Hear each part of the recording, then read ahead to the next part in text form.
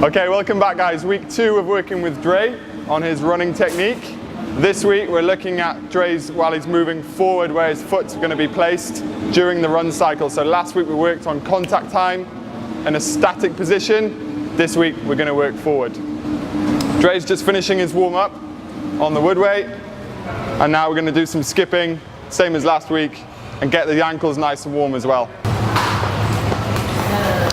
So like we said last week, we know with Dre, he's a good skipper, so this is easy for him, so it's good to use as a warm-up.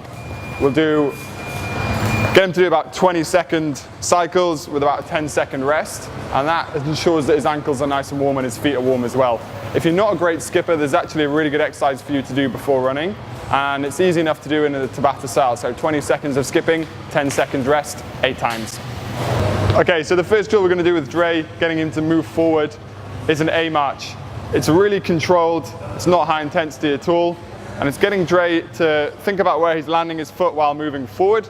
And secondly, Dre tends to sit back while he's running, and that you're losing energy as you land and you're sitting back, you're losing energy down through the leg, which we want to put into propulsion to going forward. So as Dre's landing, I want it to be obviously not a straight knee, but slightly softer knee, so he can transfer the energy as he's going forwards. And that looks really good. Okay, so we'll do this one together just to help Dre get the rhythm. So we're foot up, and we're at the bottom, and we're just a little skip at the bottom of the march.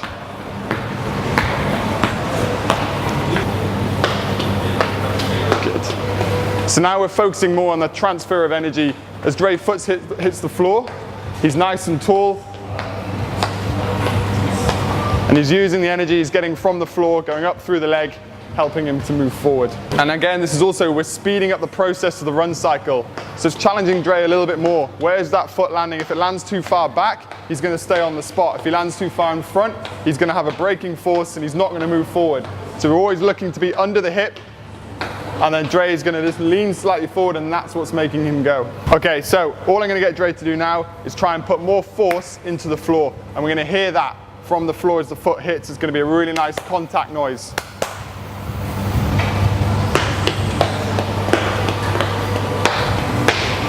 There we go.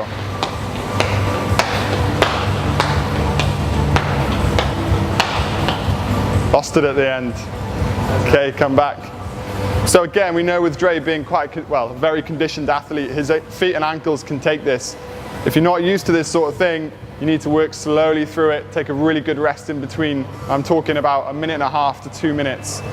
It's really forceful through the ankles and feet, so that's why you need the rest. But with Dre, he can do double unders, triple unders, we can work a bit quicker. We're keeping the foot up in a ready position, so as it lands, it's already in a good position to go. Okay, so we're here. I'm really creating force into the floor.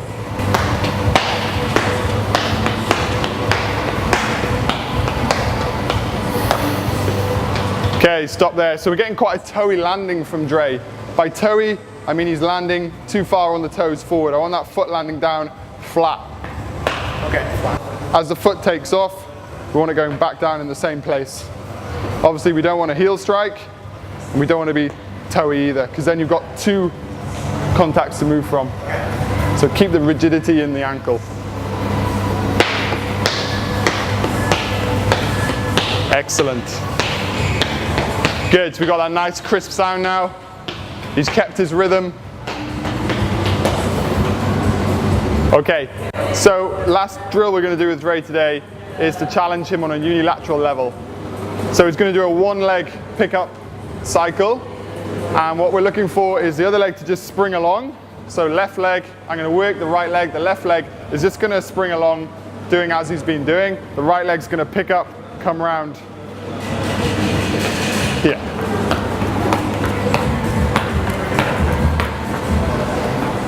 Okay, so you're focusing on one foot, and we're looking to dial in that cycle as you're running.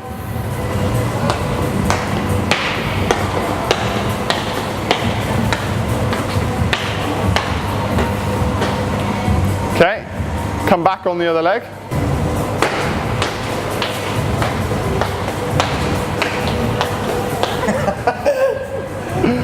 So this challenges the coordination while running.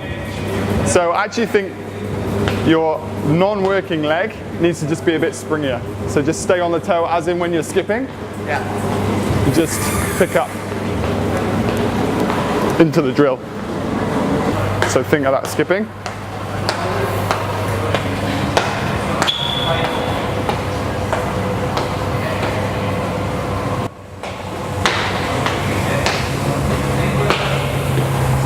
Okay, so we've actually lost the springiness in Dre's ankles here, and we know he has it. So we're actually going to use a skipping rope to help you with this. So we're hitting a dead spot at the bottom of the run stroke. So I think I'm really poor ankle control generally. Ankle control, yeah. So Dre's going to skip on the spot. There we go. So we know he's got this. He can move his ankles at a fast pace. Feet can land and take off again. Now, can you jog on the spot while skipping? One leg. There we go. And I'm just going to get Dre to lean forward a bit more, and he's going to walk forward. And we've got it back. All right, so we're seeing with Dre, he flicks his heels back behind him.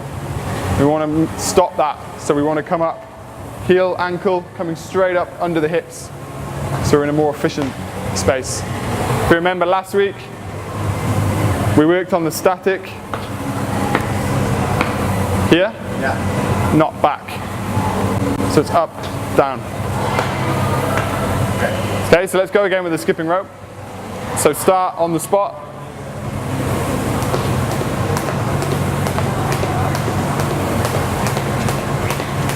Okay, and now lean forward. That's just going to take him forward.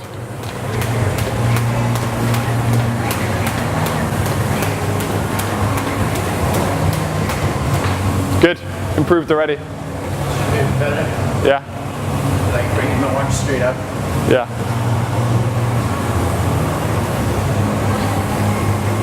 Okay, let's try again.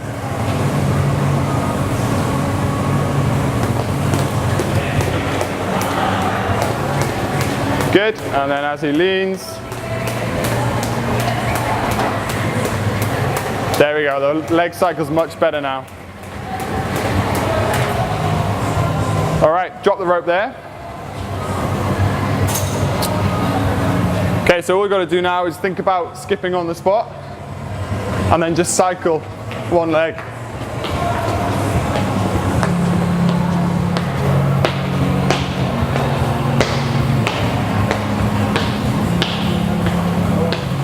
There we go. How does that feel? A little better. Felt better? That makes sense. Okay. Different leg on the way back.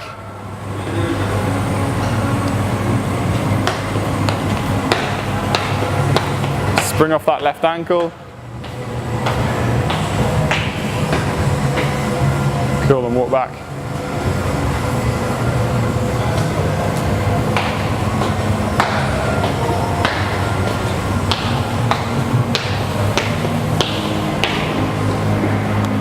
Good. Okay. So 4 drills we can use now to start getting Dre moving into motion. There's a bit to work on over the next week. Arms coming back into play on that last drill, but we don't want to bombard you with too many things to think about. Yeah. But essentially we're looking at elasticity of the ankle and the feet, and then you thinking about where is your foot landing and what is your leg doing while you're running. And that in turn will stop you from sitting back into the run stroke. All right, so we're gonna head back to the treadmill.